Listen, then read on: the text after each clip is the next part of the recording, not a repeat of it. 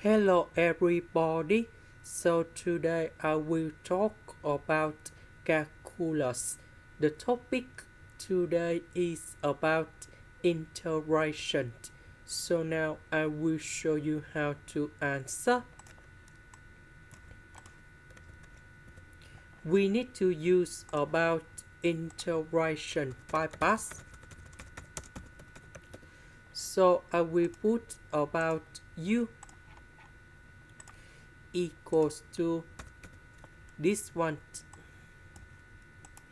So if we do first the derivative of this one, we have n ln(s) to the power of n minus 1. Later that we do first the derivative of ln(s), and this one we have 1 over s. Next, dv equals to ds. The integration of this one, we have v equals to s. So we have u multiplied by v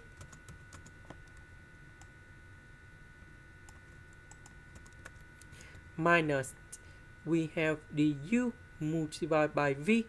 So we have and we put in here s and s we simplify, and here is the final answer. This is the end. Thank you for watching.